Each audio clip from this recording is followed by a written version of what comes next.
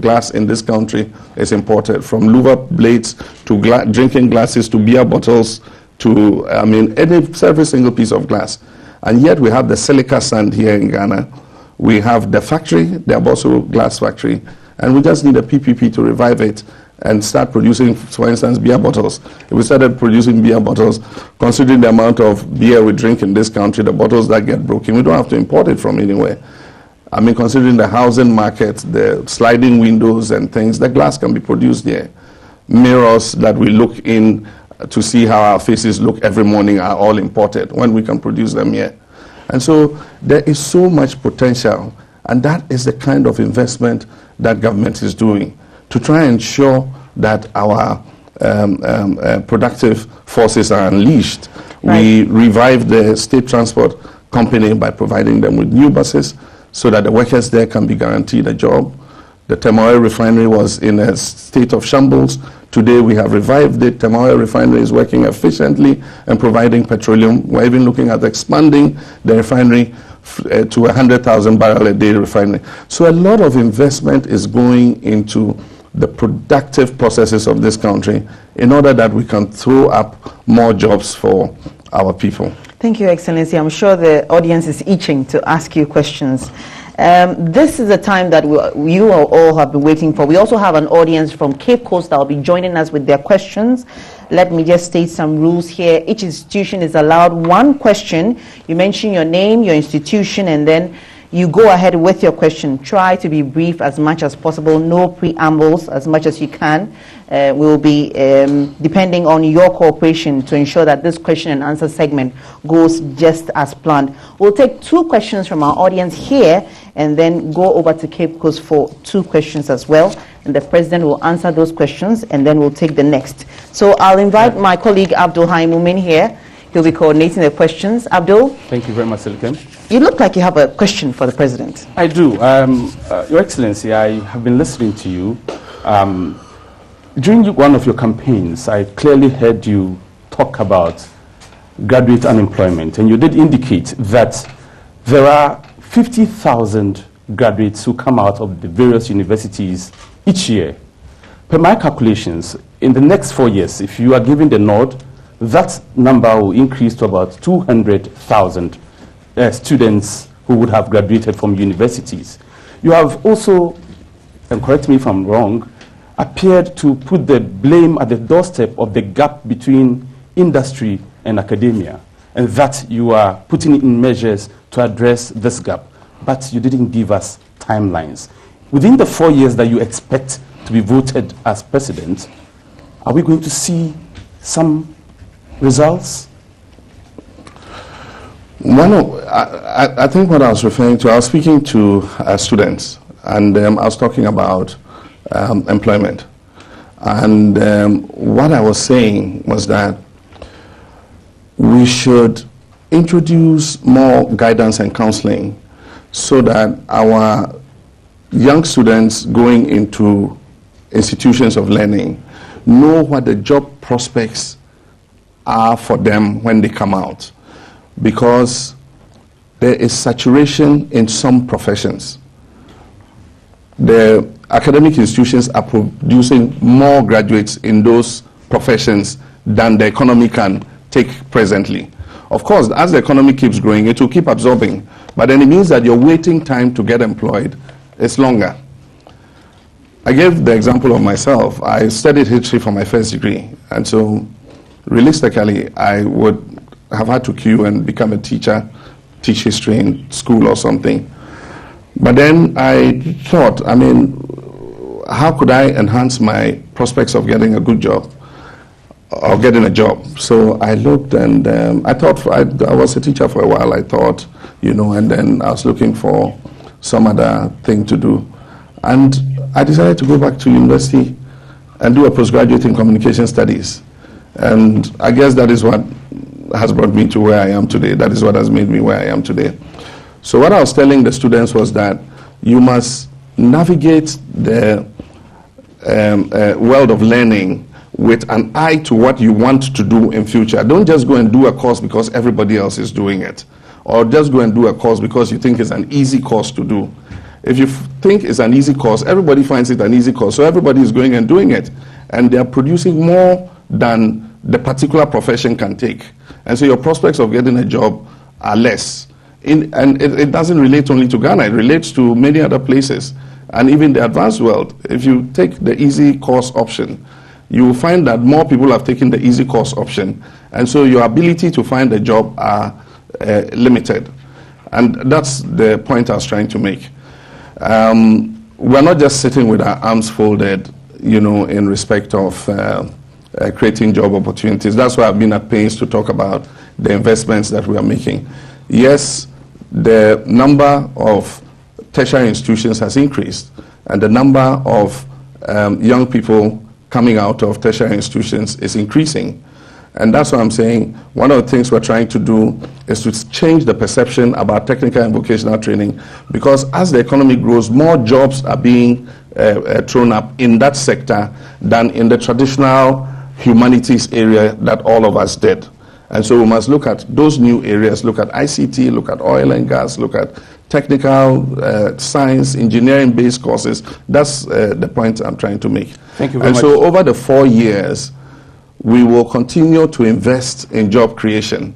But at the same time, it must, our students' ability to get employed will depend on whether they are going in the right direction where they are easily employable, or they're just taking the same traditional courses that we and our fathers took.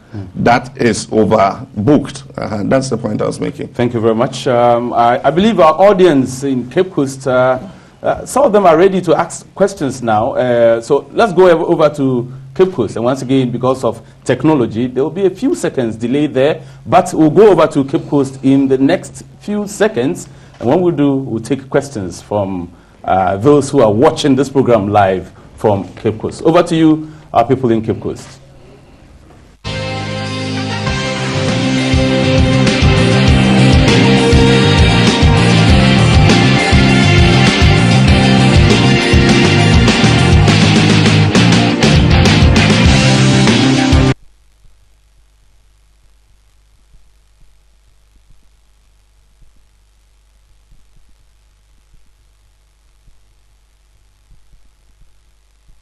Oh, thank you very much. Good evening, Mr. President. My name is Nana George Frimpong, Regional President, Ghana Federation of Disability Organizations and the Ghana Blind Union. To begin with, Mr. President, on behalf of persons with disability, I want to applaud your kindness for bringing into law that is ratifying the United Nations Convention apart from the Act 715, which was already in existence. We also, during your tenure, we've seen the ratification of other protocols, international protocols. We've seen the mental health law, and importantly, after several years of piloting inclusive education, we now have the inclusive education policy fully signed into law. My issue with you, Mr. President, is we have all these wonderful laws lined or rolled out for persons with disability. When are we going to see the full implementation of these laws? For example, we have the National Council for Persons with Disability, yet it is not at the regional or district level. It can only be felt in Accra. We have sections 6 and 7 of the Act 715 of 2006, yet at the district all right, I'm sorry to cut you. Sorry, sir, but please, can you go straight to the point? So, yeah, I know, but what is your question, sir? Language interpreters in the various hospitals. All right, to help persons with hearing impairment. Finally, in education, we have inclusive schools, yet persons with disability in these inclusive schools are not enjoying free education. The education that is supposed to be free for them is not happening. When are we also going to have the Marrakesh Treaty ratified. Thank you very much. We'll move to the next. Thank you, sir. Your question is clear now. We'll come straight to the studio. We'll stand by another person, and we'll take some questions from the studio. I'll start from this angle. You mention your name and the institution you represent, and then please, no long preambles, just go straight to the question. Thank you very much. I'm Harry Agbanu, University Teachers Association of Ghana, President. Right.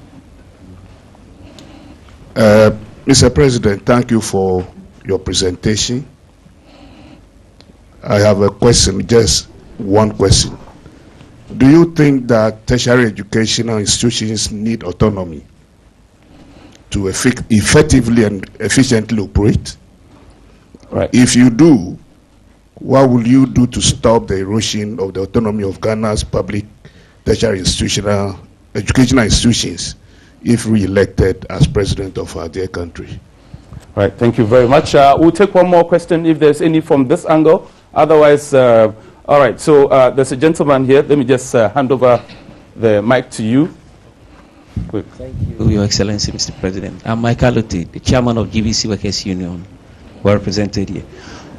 Mr. President, thank you. You just associated yourself with GBC, but I want to tell you, it took painstaking activity for us to have this program well organized as you are seeing. Can you go straight to the point, sir? I am. Thank you. Thank you.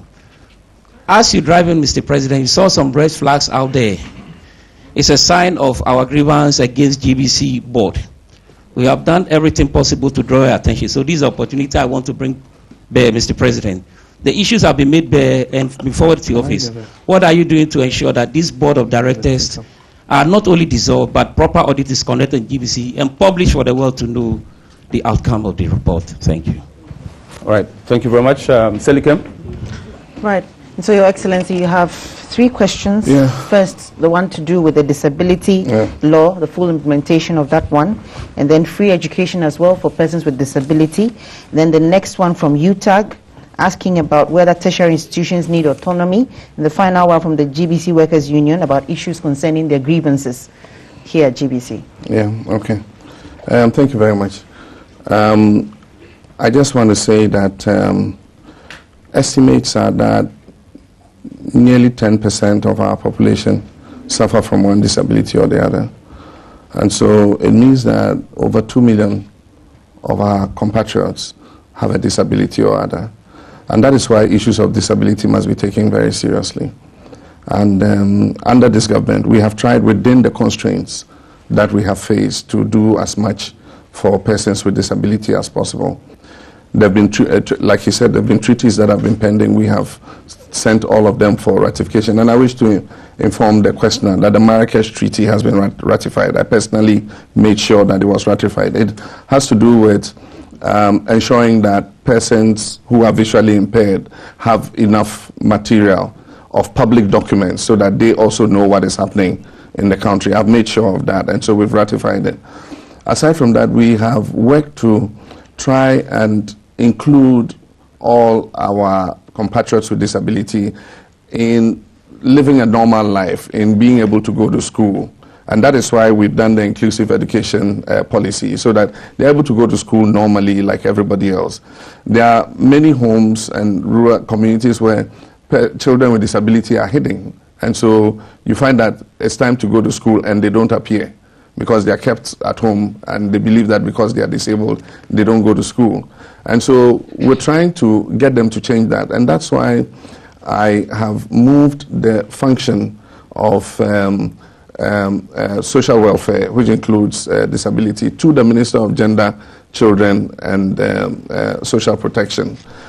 Because that ministry, I believe, can specialize and focus more on disability issues than employment and social welfare. Employment has to deal with industrial disputes and things, and so often issues of people with disability gets buried under all the more urgent GBC red bands and things, you know. And so getting a more caring ministry was one of the first actions I took. And so I believe that where I've positioned it, it will get more attention. Aside from that, we've increased the share of the common fund that is going to persons with disability under the DACF. In the last budget, I increased it by another 30%, so that that share of money that is going to persons with disability can be used to improve their welfare. That fund can be used for a lot of things. It can be used for scholarships for persons with disability. In some areas, they're using it very well, and you find that you go to a district and persons with disability are happy with the way things are going. In other places, the money is just shared amongst them, and everybody goes and spends it, and that's the end of it. And so if this fund is used in a more judicious manner, it will improve the welfare of people. We're also encouraging employees not to create a barrier to employment because a person is disabled. Disability does not mean inability. Disability, I mean, I've worked with a minister who is visually impaired. I appointed him, and there were even some prejudices, old cultural prejudices. They said some chiefs were not supposed to see a blind person or shake a blind person. And I said, well, that's the minister I have. And that is your ministry. If you can't see a blind person, then is your problem, you know. And he's worked. He's done his work as efficiently as any person. He's in cabinet. We make sure he has everything he needs to perform his duty as a minister in cabinet. And he's performed as well as any of my other cabinet ministers. Aside from that, we're actioning the Disability Act.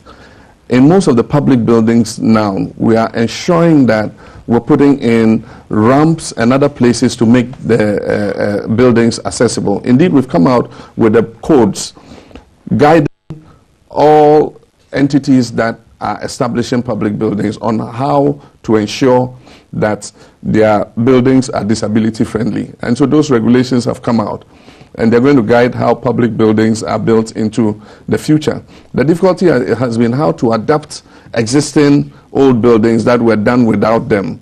You need engineers and architects to take a look at every single building and see what can be introduced to make them more accessible. And so those are some of the difficulties we have. You cannot implement all the treaties overnight, and certainly not in a 4-year period. But it's not for want of trying. In the 4 years, I have a serious sensitivity towards persons with disability because I had a younger brother who was disabled. He was affected by polio when he was a baby, and so he had to use crutches to walk. And so issues of disability are of importance to me, and I continue to pay attention to them. Recently, we introduced motorized tricycles, and we brought 10 of them for trial, and if they prove successful, it's something that we have told the Federation of Disabled that we will make available to persons who are physically challenged so that they have more freedom of movement. They're able to go, you know, wherever they want without the restrictions of only using a wheelchair and so on and so forth. In our public transport, I've ensured that all the new bus services we're introducing have disability ramps to make them more accessible. So if you look at the new BRT buses we brought, the bus can lean more to the side and open a ramp so that a wheelchair can be brought in. We've reserved 2 seats in every bus for persons with disability. And so if you are sitting there and a blind person or somebody with disability comes in, you, the able person, has to stand up and let them sit down. And so that sensitivity is there. But like I said, we cannot implement overnight all the obligations that we have to, but we will continue to try to implement these so that we create a better life for our people. A question about tertiary education and autonomy. Yes, I believe that autonomy in intellectual thought and academia is important, but in our circumstances, we are a lower middle income country. Government funds heavily the universities. And so definitely, you cannot take public funds and say that you don't want, you know, government to interfere or to see what's happening. That's one of the problems we're having with the universities. We're paying a lot of money to the universities, but yet when it comes to auditing and things, they say, hey, we're autonomous. But you're taking public funds. It's taxpayers' money. And so, yes, autonomy in intellectual thought, yes, autonomy in your curriculum, autonomy in what you teach the students. I won't come and tell you what to teach the students. I won't come and interfere in a seminar in the university. But if you take money of the taxpayers, I want to know how you spent it. If you have internally generated funds, and that's where the problem is, they don't want us to interfere with the internally generated funds. But then they want to take money from government. Because his question was that whether you thought that they need that autonomy. No, they do. In academia and intellectual thought, yes, they do. But then the thing is, where you have absolute autonomy is because the universities raise their own money. But I'm saying that in a lower middle income country, where the taxpayer funds heavily the universities, a certain accountability is important.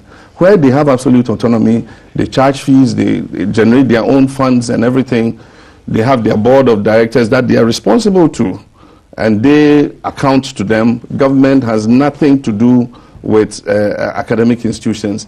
So I believe, yes, they are entitled to autonomy, but I believe in our circumstances of today, you understand, it's a partnership with government, and that partnership will continue for some time until we reach a stage where, you know, they are able to exist on their own. For instance, Ghana Institute of Management and Public Administration, GIMPA raises its own funds, GIMPA pays its own lecturers, GIMPA has nothing to do with us. Me too, I don't go and interfere with them, I don't ask them anything.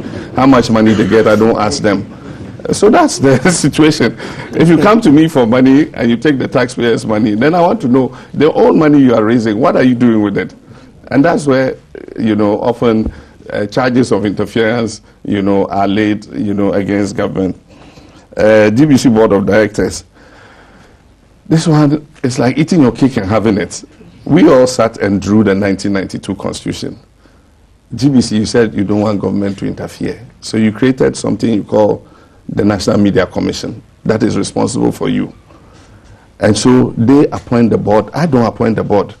They are supposed to, in consultation with. So they come and ask me, oh, this board, we're going to appoint this board. What are your comments? Whether I comment or not, what they will want to do, they will do. So they have appointed their board. I didn't appoint the board. It's the Media Commission that appointed it. I cannot disappoint the board. I don't have the power. The Constitution does not give me the power. The Constitution has absolutely taken the power of appointing the management of the state-owned media from government, from the president. And so if I come in and say the board should be dissolved, I'll be going against the Constitution. That is it. And so we accepted unto ourselves a 1992 Constitution, and we must abide by the precepts of that Constitution. I can engage with the Media Commission and say, look, there's a problem in GBC. GBC is a state-owned enterprise. We pay all the workers here from taxpayers' funds. And yet, even though we pay all the workers, they say we shouldn't interfere with the state-owned media. And so we can talk to Media Commission and say, look, you have to do something about this board. It's Media Commission that can dissolve the board. And if Media Commission, you know what Media Commission is made up of. It's an institutional representation. The Bar Association and all of them are there. And so maybe the workers have to, you know, talk to the Media Commission. Or if they want, I can tell the Media Commission to look into what the issues are and resolve it. But I cannot, you know, come in and do anything about the board of GBC. Right, we'll take the next round of questions. Abdul? Yeah, and we urge Cape Coast now to get ready. After we take two questions from this angle, wow, and I see dozens of hands already.